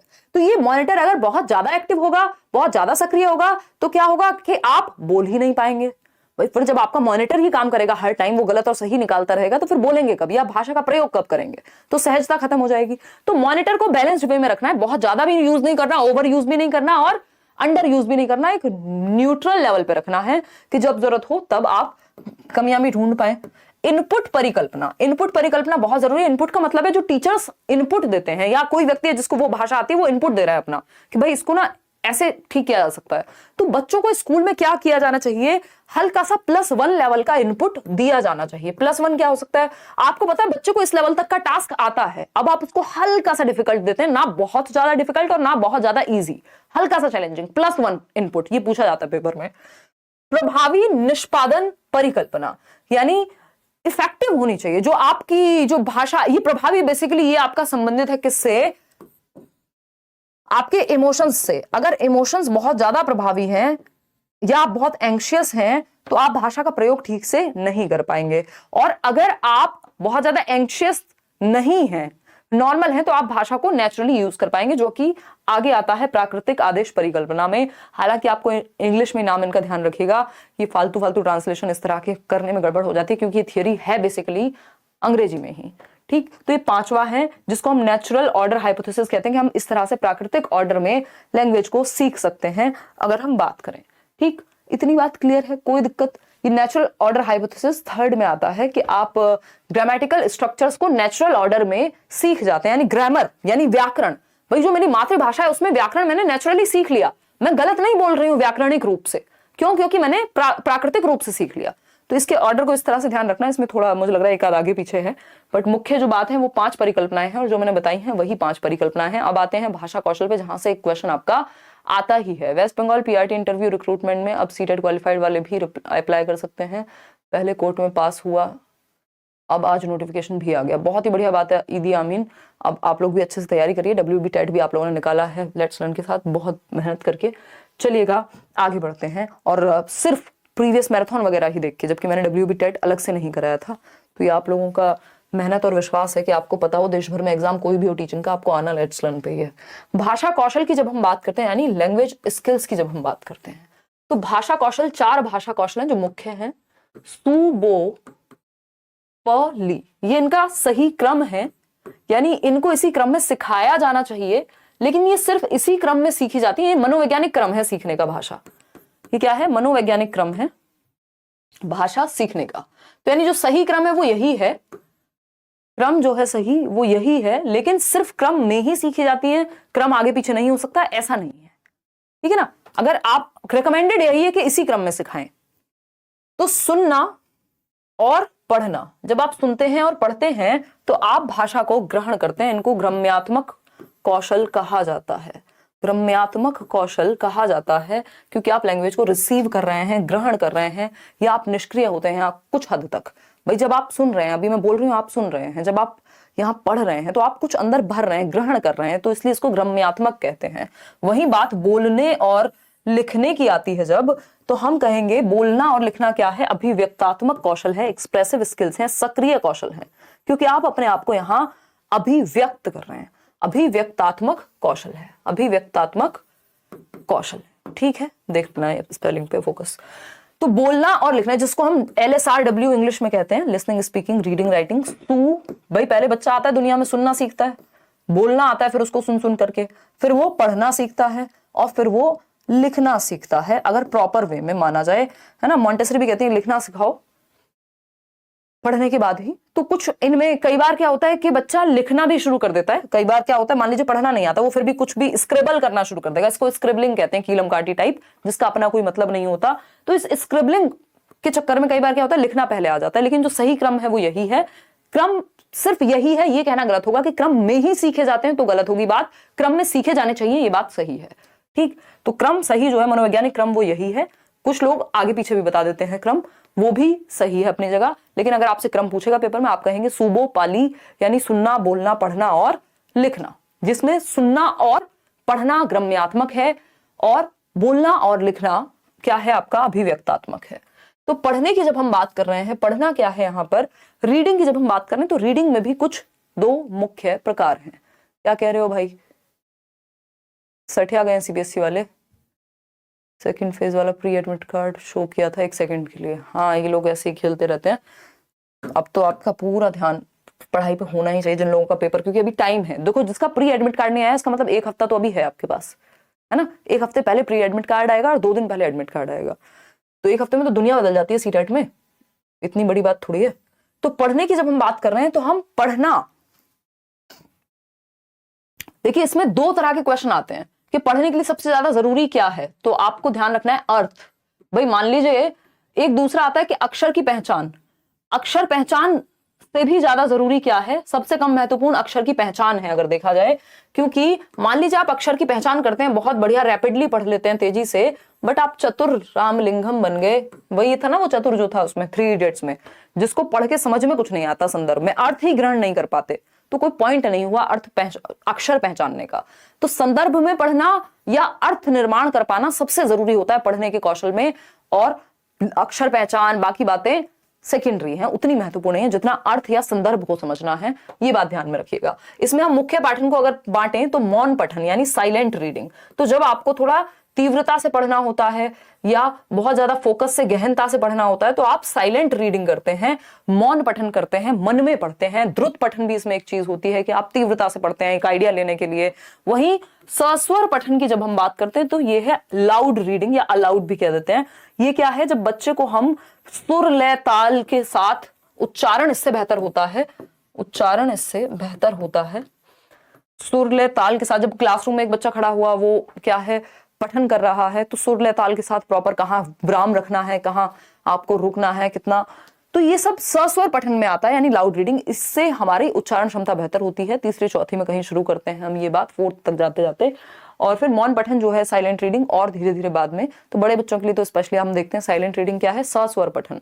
तो अगर वाइगॉस्की की माने तो जो मौन पठन है वो कब हो पाएगा, 6 साल के बाद, है ना। चलिए खैर, और उसके बाद भी, ये भी बाद में और जाकर के बड़ी कक्षाओं में होता है, 6 साल में तो पहली कक्षा में होता है बच्चा। तो सस्वर पठन की एक बात हमने यहाँ कर ली। अर्थ निर्माण सबसे ज्यादा जरूरी है, बच्चे का भाषा के माध्यम से अपने आप को अभिव्यक्त करना जरूरी है। बच्चा थोड़ा बहुत गलत बोले, गलत पढ़े, गलत लिखे, सब चल जाएगा, लेकिन क्या नहीं चल पाएगा कि आप बच्चे को उसको अभिव्यक्त नहीं कर पा रहे हैं। फास्ट कर दें, फास्ट कर दें, चलो फास्ट कर देते हैं, ठीक है, फास्ट कर देंगे, डोंट वरी। 11 बजे तक छुट्टी कर देंगे आपकी, और बताओ। तो अगर हम बात करते हैं, 11 बजे तक थोड़ा मुश्किल है बट हाँ कर देंगे। तो अगर हम बात करें यहाँ पे, तो हमने ये देखा कि समझना जो है वो सबसे ज्यादा जरूरी है। मातृभाषा का प्रयोग करने देना है बच्चे को। अगर थोड़ा बहुत वो गड़बड़ करे, दूसरी भाषा को सीखते समय मातृभाषा में बोलना शुरू करते तो कोई बात नहीं, आपको क्या करना है, मातृभाषा को एक्सेप्ट करना है। त्रिभाषा सूत्र याद रखिएगा, त्रिभाषा सूत्र यानी कोठारी आयोग में बात हुई है त्रिभाषा सूत्र की, 3 भाषाएं प्राथमिक लेवल पे मातृभाषा में पढ़ाना है। फिर अगर सेकंड लैंग्वेज की हम बात कर रहे हैं तो कोई भी मॉडर्न इंडियन लैंग्वेज या फिर अंग्रेजी, अगर हिंदी है पहली भाषा, मातृभाषा यदि हिंदी है तो, है ना, ये इंग्लिश वाली क्लास में भी समझाया था। और अगर हम बात करें थर्ड लैंग्वेज की, तो अगर इंग्लिश सेकंड लैंग्वेज पढ़ी है तो कोई भी मॉडर्न इंडियन लैंग्वेज, वो जो 22 भाषाएं हम देख रहे थे, और संस्कृत वगैरह को एडिशनल या फॉरेन लैंग्वेजेस को एडिशनल लैंग्वेजेस के रूप में एनईपी कहती है कि आप पढ़ा सकते हैं, न्यू एजुकेशन पॉलिसी। ये छोटी छोटी बातें जो आपने, देखो मैंने क्या किया है, जब आपने सारे नोट्स अगर आप पढ़ लेंगे, हिंदी, इंग्लिश, सीडीपी, मैथ्स और आपका ईवीएस, तो अगर आपने सारे नोट्स अच्छे से पढ़े हैं तो एक चीज हो सकती है जो सीडीपी में मैंने मेंशन नहीं की, क्योंकि वो उतनी महत्वपूर्ण वहां नहीं है जितनी मैंने वो ईवीएस में कर दी है, तो क्योंकि वो ईवीएस पे फोकस्ड है, मान लीजिए प्रोसेस स्किल्स ही हैं, तो इसलिए सारे नोट्स पढ़ना जरूरी है कि कुछ चीजें आपका कुछ बचेगा नहीं। फिर कोई एक चीज है मान लीजिए उस संदर्भ में पूछी जाती है तो वो वहां है। तो एमआईएल के, ये मातृभाषा की हमने बात कर ली कि मातृभाषा में हम बच्चे को अभिव्यक्त करने देंगे अपने आप को। और एक छोटी सी बात मैं याद दिला देती हूँ, जो एडम स्मिथ हैं उनके, सॉरी एडम स्मिथ नहीं, स्मिथ के अनुसार अगर हम बात करते हैं किसकी, 1 साल में बच्चा 3 शब्द बोलने लगेगा, फिर आपको पता ही है कि 2 साल में 272 और 5 साल में 2072, 3 साल के आसपास 1000 शब्द या 900 प्लस, और 4 साल में 1500-1600 प्लस। तो ये थोड़ा बहुत आइडिया आपको पता होने चाहिए। सबसे पहली जो अवस्था होती है भाषा की वो होती है रोना यानी क्राइंग, फिर उसके बाद आता है कूकना। अगर हम कूकने की बात करें या कूइंग की बात करें तो ये 6 हफ्तों में यानी 1.5 महीने का बच्चा कुछ भी आवाज निकालता रहता है जिसका कोई मतलब नहीं होता, ठीक है ना। फिर अगर हम बात करते हैं बलबलाना की, बैबलिंग की, तो वो 6 महीने में आता है जब वो एक स्वर का प्रयोग कर पाएगा, बा मा पा। फिर उसके बाद एक शब्द की स्टेज आएगी जो 1 साल में आएगी जब वो पापा मम्मी कोई एक शब्द बोलने लगेगा, ठीक, पानी। फिर अगर हम बात करते हैं, फिर आती है आपकी 18 से 24 महीने में 2 शब्द जोड़ करके टेलीग्राफिक स्पीच वाली अवस्था, यानी 1.5 से 2 साल में पहली बार 2 शब्दों को जोड़ के एक वाक्य बनाना शुरू करेगा बच्चा। और उसके बाद आता है आपका 5वीं जो स्टेज है वो है कि लॉन्गर अटरेंसेस, यानी अब अगर हम बात करते हैं तो 3 साल से तो फिर वो बड़ी बड़ी बातें फेंकना शुरू कर देता है। सबसे तेज गति से भाषा सीखने की जो स्टेज है सेंसिटिव पीरियड, ये मैंने सीडीपी में भी आपके साथ डिस्कस किया है, संवेदनशील या क्रिटिकल टाइम भाषा सीखने का, या एलएडी के लिए भी। तो वो संवेदनशील काल कौन सा है, जन्म से 5 वर्ष तक, या अर्ली चाइल्डहुड अगर आप देखें 2 से 6 वर्ष तक, ठीक, कोई दिक्कत नहीं है। ये बेसिक बातें जो आपको पता ही होनी चाहिए। अब हम लेखन के प्रकार की थोड़ी सी बात कर लेते हैं। सुलेख होता है जब आप सुंदर सुंदर लिख रहे होते हैं अपनी नोटबुक में सजा सजा के। श्रुतलेख क्या होता है, मान लीजिए टीचर ने बोर्ड पे लिख दिया, आप बिल्कुल सुंदर नोटबुक या फिर आप किताब से सुंदर सुंदर लिख के अपनी कॉपी में कॉपी कर रहे हैं एक तरह से। श्रुतलेख क्या है, श्रुतलेख है जब इमला बोलते हैं ना इसको, डिक्टेशन, इससे आपकी स्पेलिंग मिस्टेक समझ रहे हो, वर्तनी की अशुद्धता, ये इंग्लिश मीडियम वाले भी ध्यान रखेंगे। तो श्रुतलेख यानी जो डिक्टेशन है उससे हमारी स्पेलिंग्स बेटर होती है, क्योंकि सुन के लिखना होता है। टीचर ने कुछ बोल रहे हैं, आपने वो किया होगा, फिर बाद में नंबर मिलते हैं क्या सही लिखा क्या गलत लिखा, एक कहानी है जो वो बोल रहे हैं और फिर उसके बाद आप उसको लिखते जाते हैं। सुद्धू यादव, ठीक है। अनुलेख क्या है, अनुलेख वो कॉपी याद कीजिए अपनी, या वो नोटबुक याद कर लीजिए जिसमें ऐसे ऐसे डॉट डॉट डॉट होते थे, तो फिर आप ए को ऐसे बनाते थे, मतलब किसी एक ऊपर से पहले से रेखा है, लाइन है, उसके ऊपर आप उसका अनुकरण कर रहे हैं, उसको फॉलो कर रहे हैं। जैसे कै को ऐसे ना लिख के पूरा, ताकि आपको एक ढांचा मिल जाता था तो आप क बना देते थे इसके ऊपर, यही अनुलेख है, ठीक। ये छोटी कक्षाओं में ज्यादा प्रयोग किया जाता है, ठीक है। तो ये थे सुलेख यानी सुंदर राइटिंग, श्रुतलेख जब सुन के लिखे वर्तनी के लिए, अनुलेख जब आप शब्द बनाना सीखते हैं। अब भाषाई विकार पे आ जाते हैं, एक क्वेश्चन यहां से आता ही है, भाषाई विकार क्या है, यानी लैंग्वेज डिसेबिलिटी। अफेजिया आपने सुना होगा, अफेजिया यानी, या डिस्फेजिया भी कह सकते हैं, भाषा को समझने में कठिनाई। भाई आप कुछ बोल रहे हैं और मैं समझ नहीं पा रही हूं, तो इसका मतलब दिक्कत है कहीं। कभी कभार ना समझ पाना एक डिफरेंट चीज है, बट इस बच्चे को या जिसको भी अफेजिया है उसको ज्यादातर यही संभावना या यही समस्या रहेगी, ठीक है ना। 1 मिनट रुकना यार, मुझे शायद मैंने वो सेशन ऑफ नहीं किया पहले, ओहो 1 मिनट रुकना, वो सेशन ऑफ नहीं किया, मैं व्यस्त ही रह गई आप लोगों के साथ। हो ये अभी भी लाइव है, यही होता है। 1 मिनट रुकना, वो इससे पहले वाला एडमिट कार्ड वाला सेशन था ना, मैं ज्यादा ही आजकल दिमाग व्यस्तता के शिखर पे है। 1 मिनट रुकना, 1 मिनट। अब तक तो कितने लोग उसको देख के सो जाते जिनका पेपर है कल तक। एडमिट कार्ड, ऐसा होता है कई बार। देखिएगा, समझें एक बार बात को।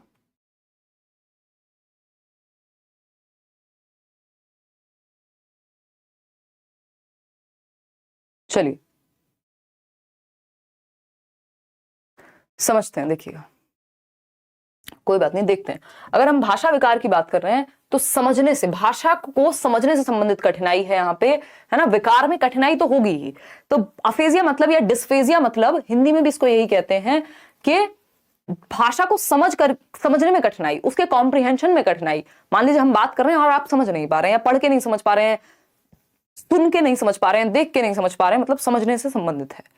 फिर आता है डिसलेक्सिया। डिसलेक्सिया है लेखन पठन संबंधी विकार, पढ़ने में कठिनाई, पठन संबंधी विकार। वो ईशान अवस्थी याद कीजिए, पठन संबंधी विकार यानी पढ़ने में समस्या होगी मुख्य रूप से।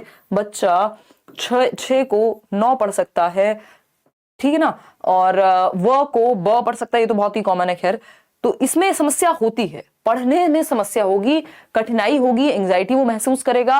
और जिसको पढ़ने में समस्या है तो ऐसा भी हो सकता है कई बार पढ़ने और लिखने दोनों में समस्या हो जाए। किसकी वजह से? डिसलेक्सिया की वजह से। डिस्ग्राफिया की बात कर लेते हैं। ग्राफ का मतलब ये होता है लिखना, तो ये लेखन संबंधी विकार है। ये तो हमें हर सब्जेक्ट में पता ही होना चाहिए, ठीक। बच्चा अगर लिखने में उसको समस्या हो रही है तो डिस्ग्राफिया है, यानी आप उसकी नोटबुक पढ़ नहीं पाएंगे, उसकी कॉपी पढ़ नहीं पाएंगे, जिसको डिस्ग्राफिया होगा, क्योंकि उसकी जो नोटबुक होती है वो लेजिबल नहीं है, उसकी जो राइटिंग है वो लेजिबल नहीं है, यानी पढ़ने योग्य नहीं है, इलेजिबल है, अपठनीय है, आप पढ़ नहीं सकते उसको। तो डिस्ग्राफिया वाला बच्चा जो ऐसी लिखावट लिखेगा कि बस वही पढ़ सकता है फिर उसको। और डिसलेक्सिया मतलब पढ़ने में विकार है। अफेजिया मतलब भाषा को समझने संबंधी विकार है। डिसकैलकुलिया आपको पता ही है, गणित से संबंधित, कैलकुलेशन से संबंधित। अब भाषा शिक्षण की कुछ प्रमुख विधियां हैं जो आपको एक एक करके थोड़ी थोड़ी जान लेनी है। व्याकरण विधि, जिसमें आप व्याकरण सिखाएंगे, व्याकरण अनुवाद विधि, प्रत्यक्ष विधि, सम्मिश्रण, संप्रेषणात्मक, आगमन विधि, निगमन विधि। संप्रेषण परक जो है ये बहुत ही अच्छी विधि है, क्योंकि ये कम्युनिकेशन के थ्रू, इसको इंग्लिश में बोलते हैं कम्युनिकेटिव लैंग्वेज टीचिंग, CLT, बहुत ही मजेदार है। इसमें बच्चा संप्रेषण के माध्यम से, कम्युनिकेशन के माध्यम से सीख जाता है। इस बार हमने कम्युनिकेशन वाली जो ये मेथड्स हैं इन पे फोकस नहीं किया, क्योंकि पेपर में अभी उतने नहीं पूछे जा रहे हैं। तो आप प्रीवियस ईयर से भी अगर आपकी नजर गई होगी, और मैंने ये सारे जो चैप्टर्स हैं, एक एक चैप्टर आपको कराया हुआ है। अगर आप प्लेलिस्ट उठा के देखेंगे पुरानी, तो मैंने हिंदी पेडागोजी का एक एक चैप्टर, इंग्लिश पेडागोजी का एक एक चैप्टर, EVS का एक एक चैप्टर, CDP का एक एक चैप्टर, सब कराया हुआ है। लेकिन अभी अंत में हम निचोड़ की बात करते हैं। व्याकरण विधि की जब हम बात करते हैं तो ये क्या है? ग्रामेटिकल मेथड है एक तरह से। इस विधि के अंतर्गत अन्य भाषा के नियमों को कुछ शब्दों के साथ सिखाया जाता है और याद कराया जाता है। यानी आप नियम रटते हैं कि सब्जेक्ट कहाँ लगेगा, संज्ञा कहाँ आएगी, फिर यहाँ पे अगर हम बात कर रहे हैं क्रिया कहाँ लगाएंगे, कौन सी फॉर्म लगाएंगे, नियम सीखते हैं, आप याद करते हैं। इसके बाद शब्द संयोजन, यानी शब्दों को जोड़ते हैं, व्याकरणिक नियमों के आधार पर जो आपने याद किए थे उनका अभ्यास करते हैं कि भाई इसमें ये नियम आएगा। तो टोटल फोकस व्याकरण पे है इस विधि में। व्याकरण अनुवाद विधि क्या है? यह विधि 19वीं शताब्दी के अंत तक परंपरागत, यानी इसको ट्रेडिशनल मेथड भी कहते हैं, परंपरागत और मान्य विधि के रूप में प्रचलित रही। इसमें व्याकरण और अनुवाद दोनों विधियां जुड़ती हैं, यानी वहां पे सिर्फ व्याकरण पे फोकस था, यहाँ पे फोकस किस पे है? यहाँ पे फोकस है अनुवाद पे, ट्रांसलेशन पे। तो ये बहुत फेमस है। आपसे पूछा जाएगा कि कौन सी विधि है जो मातृभाषा का प्रयोग करके लक्ष्य भाषा को सिखाती है, तो आप कहेंगे व्याकरण अनुवाद विधि है। यानी आपकी किताब में अगर आप इंग्लिश सीख रहे हैं तो उसका अनुवाद हिंदी में भी साथ साथ है। तो इसमें क्या होता है? आपकी मातृभाषा, भाई आप मान लीजिए इंग्लिश सीख रहे हैं, इंग्लिश क्या है? टारगेट लैंग्वेज, लक्ष्य भाषा है, ठीक। मातृभाषा क्या है? हिंदी। तो अब यहां पे क्या है कि ये जो इंग्लिश सिखाते समय साथ में आपको ट्रांसलेट करते हुए चल रहे हैं हिंदी में, तो हिंदी में ट्रांसलेट कर रहे हैं, इसका मतलब मदर टंग का प्रयोग किया जा रहा है, मातृभाषा का भरपूर प्रयोग है, जिससे आप समझ पाए। तो इसमें लेखन और पठन तो अच्छा हो जाता है, बट संप्रेषण कौशल आपका अच्छा नहीं हो पाता, है ना। आप लिटरेचर पढ़ लेंगे, साहित्य पढ़ लेंगे, आपको रूल्स पता होंगे, लिखना, पढ़ना, सुनना और जो बोलना है वो कमजोर रह जाता है बच्चे का, क्योंकि उसको नियम सारे पता है, वो पढ़ लेता है किताब, मीनिंग पता है, सारे नियम पता है, सब कुछ पता है मातृभाषा का, क्योंकि इसमें ट्रांसलेशन यानी अनुवाद होता है। लेकिन परंपरागत विधि है, लेकिन वो क्या नहीं कर पाता? बोलने में उसको दिक्कत होगी, कम्युनिकेशन उतनी स्ट्रांग नहीं होती, संप्रेषण उतना स्ट्रांग नहीं होता। दूसरी विधि है जो बहुत महत्वपूर्ण है, ये व्याकरण अनुवाद विधि और प्रत्यक्ष विधि, ये दोनों बहुत महत्वपूर्ण है ना। ये PDF भी रात को ही आपको मिल जाएंगे। प्री एडमिट कार्ड आया था जो 24 जनवरी को मेरा एग्जाम दिखा रहा था, बट अभी हटा लिया, तो मैं मान के चलूं कि 29 को ही होगा एग्जाम। हाँ, मान के तो यही चलो जहीर, यही मान के चलो, इनसे हो गया होगा, और अगर कुछ गड़बड़ हुई होगी तो मानने में क्या जाता है, बाकी अगर कुछ चेंज होगा तो पता लग ही जाएगा पहले ही। प्रत्यक्ष विधि की अगर हम बात करते हैं, इसको अंग्रेजी में डायरेक्ट मेथड कहते हैं। अब तो हिंदी इंग्लिश अलग छोड़ी नहीं है इन्होंने, तो आपको ये पता होना चाहिए, ठीक है ना। अब तो नागराज, उसके लिए आपको ऑफिस चले जाइए, अगर आपका पेपर, आप पहले तो पेपर दे लीजिए, ऑफिस चले जाइए फिर और समय है कल का, तो पहले ऑफिस चले जाइए, मतलब सीबीएसई के। प्रत्यक्ष विधि की अगर हम बात करें, यानी हम बात कर रहे हैं किसकी, डायरेक्ट मेथड की, तो व्याकरण अनुवाद विधि की अनेक सीमाओं के कारण, यानी बहुत सारी सीमाएं थी, बच्चा बोलना नहीं सीख पा रहा था, सुन के भाषा नहीं समझता था, यहाँ पे इन्होंने क्या किया, डायरेक्ट सिखाएंगे। यानी वो कौन सी विधि है जिसमें मातृभाषा का प्रयोग वर्जित है, मातृभाषा के बिना प्रयोग के, उसको बिना यूज किए डायरेक्ट लैंग्वेज सिखाई जाती है। डायरेक्ट कौन सी भाषा, लक्ष्य भाषा सिखाई जाती है। यानी अगर अंग्रेजी सिखा रहे हैं तो अंग्रेजी के माध्यम से ही सिखाएंगे, किसी अंग्रेज टीचर को भी रख देंगे, है ना। या स्कूल में हिंदी अगर बोल दी तो 5 रुपए फाइन है। क्यों? क्योंकि डायरेक्ट मेथड का प्रयोग कर रहे हैं, इंग्लिश को इंग्लिश से ही सिखा रहे हैं। 4 दिन में अपने आप धीरे धीरे आ जाएगी, शुरुआत में तकलीफ होगी, तो इसके लिए टीचर बहुत प्रोफिशिएंट चाहिए, बेहतर चाहिए, ठीक है ना, पारंगत चाहिए। तो प्रत्यक्ष विधि क्या है, डायरेक्ट उसी भाषा से, लक्ष्य भाषा से ही लक्ष्य भाषा को सिखा रहे हैं, मातृभाषा का प्रयोग नहीं होता।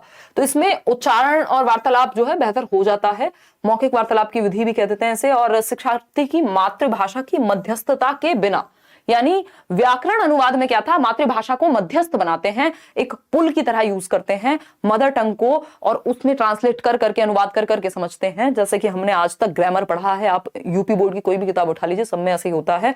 हम तो क्या पढ़ते थे, जब इंग्लिश पढ़ते थे तो हिंदी में मीनिंग लिखते थे, है ना, कि पीछे जो पार्ट के आपके लेसन के जो भी वर्ड मीनिंग होते थे तो उनको हिंदी में मीनिंग लिखते थे। फिर धीरे धीरे बड़े हुए, दिल्ली आए, हमने देखा यार हिंदी में मीनिंग नहीं देखना होता, इंग्लिश में देखना होता है। तो यहां पे मातृभाषा की मध्यस्थता के बिना, यानी अगर मुझे कोई मीनिंग देखना है किसी वर्ड का, तो मैं उसको इंग्लिश टू हिंदी सर्च नहीं करूंगी, मैं इंग्लिश टू इंग्लिश ही सर्च करूंगी। यानी मातृभाषा की मध्यस्थता नहीं है किसी बात को समझने में यहां, तो इतना हमें ध्यान रखना है। आगे बढ़ना है, चलते हैं। सम्मिश्रण विधि है, ये जोड़ जाड़ के सबको मिश्रण बना करके और एक शेक के रूप में आपके सामने प्रस्तुत करती है। इस विधि के अंतर्गत भाषा शिक्षण की प्रक्रिया के व्यावहारिक पक्षों का सम्मिश्रण है, यानी जो बिहेवियरल एस्पेक्ट्स हैं। और अगर हम बात करते हैं किसकी, सेकंड पॉइंट की, तो इस सम्मिश्रण विधि में शिक्षक भाषा शिक्षण के विभिन्न उद्देश्यों के अनुरूप, यानी जो टीचिंग के ऑब्जेक्टिव्स हैं, मान लीजिए आप इंटरव्यू की तैयारी कर रहे हैं तो आप उस तरह से ही लैंग्वेज को सीखते हैं जिनकी आपको जरूरत पड़ेगी, ठीक है ना, उसी तरह से प्लान किया जाएगा, उसी तरह से जो भी आपका लक्ष्य है भाषा को सीखने का, उसी विधि का हम यहां पालन करते हैं। कि भाई आप मान लीजिए किसी एक इंटरव्यू के लिए तैयारी कर रहे हैं तो उस तरह पे वहां पे जो जरूरी मेथड होगा उसको अपनाएंगे। अगर आप कहीं ऐसे राइटिंग की प्रैक्टिस कर रहे हैं तो उसको अपनाएंगे, तो जो जरूरी हो, एक्लेक्टिक मेथड कह देते हैं इसको। संप्रेषण विधि क्या है, communication teaching, communicative language teaching, CLT बोलते हैं, बहुत ही बढ़िया है, नेचुरल विधि है एकदम।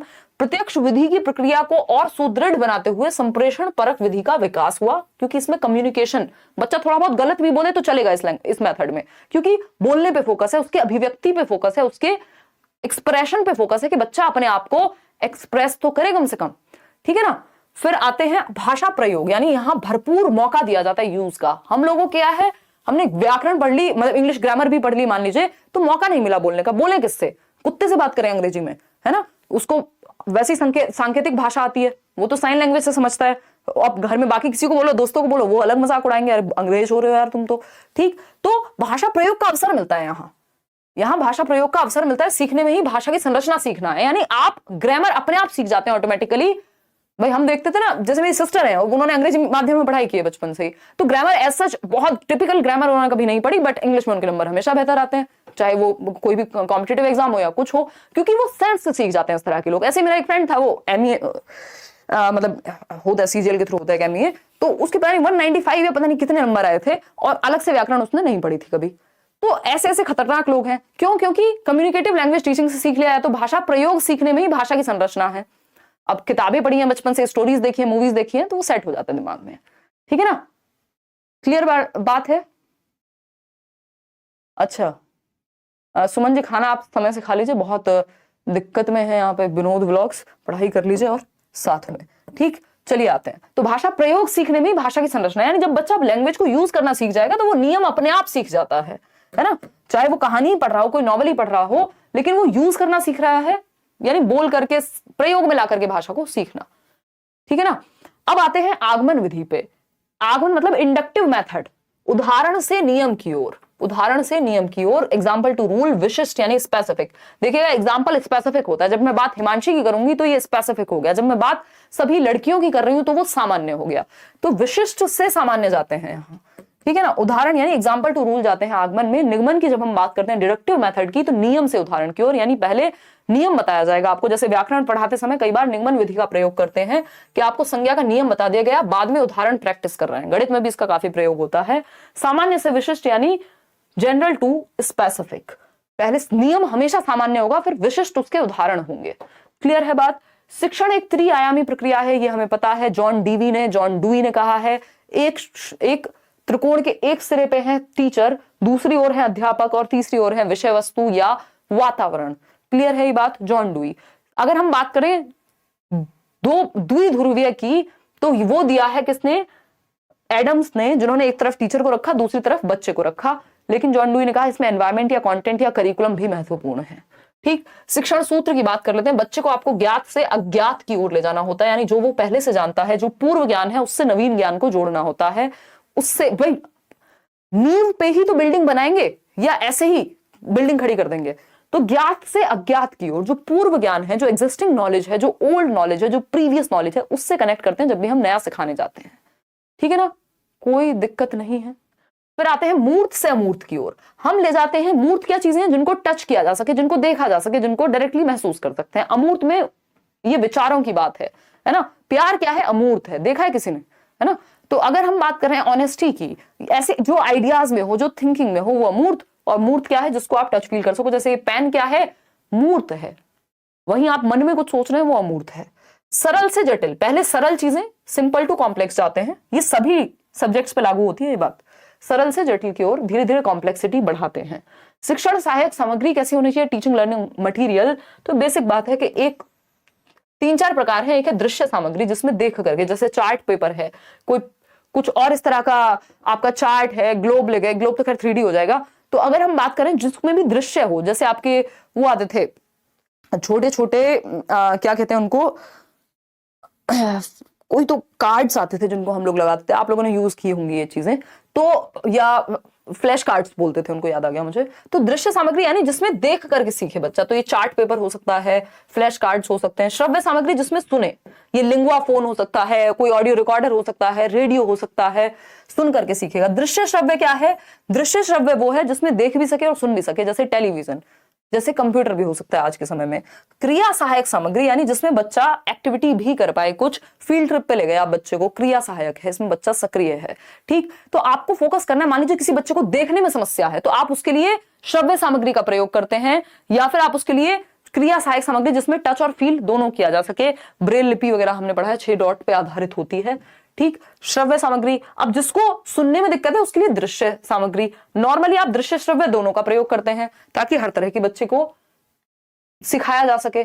तो ये हम समझ चुके हैं, तीनों एक ही जगह पे, इनको अलग अलग से समझने की अभी आवश्यकता नहीं है। जैसी नीड होगी, जैसी आवश्यकता होगी क्लासरूम में, वैसे आप सामग्रियों का, मल्टीपल सामग्रियों का आप प्रयोग करते हैं शिक्षण की सामग्रियों का। बहुत बढ़िया, किसी का कल एग्जाम है, मजे के लिए मूवी की तरह देख रहे हैं, सही है। मूल्यांकन एवं उपचारात्मक शिक्षण, इसको ध्यान रखेंगे, इंग्लिश के लिए भी उतना ही महत्वपूर्ण है। इवैल्यूएशन की जब हम बात कर रहे हैं तो हमें पता है ये सतत होना चाहिए, कॉन्टिन्यूअस एंड कॉम्प्रिहेंसिव, सतत एवं व्यापक, यानी होलिस्टिकली। ये तो आपकी एनईपी भी कह रही है ना, होलिस्टिक असेसमेंट। होलिस्टिक बोले तो सर्वांगीण, यानी हर एक पक्ष में। करिकुलर यानी पढ़ाई लिखाई, पेन पेपर भी, और को करिकुलर यानी सहगामी, दौड़ना, भागना, कूदना, पेंटिंग, स्पोर्ट्स, फलाना ढिमकाना, सब आ जाएगा। तो होलिस्टिक मतलब सर्वांगीण या समग्र रूप में हम बच्चे का मूल्यांकन कर पाए। उपचारात्मक शिक्षण क्या होता है, उपचारात्मक शिक्षण है आपका रेमेडियल टीचिंग। या अगर हम बात करते हैं उपचारात्मक की, तो इसमें वैसे 2 प्रक्रियाएं आती हैं। एक होता है डायग्नोस्टिक टीचिंग, यानी डायग्नोज करेंगे, यानी आप पता लगाएंगे कि रीजन क्या है, टॉप डाउन और बॉटम अप मैंने इंग्लिश में पढ़ाई थी, अगर वो आपको डायरेक्ट मिलती है जाकर के आप उसको पढ़ लीजिए, इंग्लिश पेडागोजी 1 शॉट में बताया था। ठीक है ना, क्लियर है, क्लियर। स्टडी छोड़ दी आपके साथ, स्टडी करना अच्छा लगता है, एंटर नहीं दिखा रहा है, चलिए फिर तो कोई बात नहीं, और मिला समय है आपके पास, पढ़ते रहिए। अभी तो हम डेली क्वेश्चंस भी करते रहेंगे, डोंट वरी। और कल जिनका पेपर है वो एक बार आके बता भी देंगे, कमेंट करके, मेल करके, himanshi.edu10@gmail.com, और नंबर मैंने आपको पिछले सेशन में दिया था उस पे, ताकि बाकी लोगों को आने वाले समय में हेल्प मिल सके। तो एक एनालिसिस 9 बजे रखेंगे। उपचारात्मक शिक्षण यानी इसमें एक चीज होती है निदानात्मक या निदानात्मक परीक्षण, यानी जिसमें आप गैप्स का पता करते हैं। निदानात्मक परीक्षण यानी आप क्या करते हैं, जो गैप्स हैं, जो कमियां हैं, जो कमियां रह गई हैं उनको जानते हैं और बाद में उपचार देते हैं, रेमेडियल टीचिंग देते हैं। तो पहले निदान करते हैं, पहले समस्या का पता लगाते हैं बच्चे की और फिर बाद में उपचार देते हैं या रेमेडी करते हैं, दोबारा पढ़ाएंगे, नए ढंग से पढ़ाएंगे, जहां समस्या है उसको दोबारा से सॉल्व कराएंगे, व्हाटएवर। तो ये ध्यान रखना है, पहले डायग्नोज यानी पहले निदान किया जाएगा फिर उपचार किया जाएगा, ठीक है ना। उपचारात्मक लिख दिया मैंने उपचार की जगह। चलिए आगे बढ़ते हैं।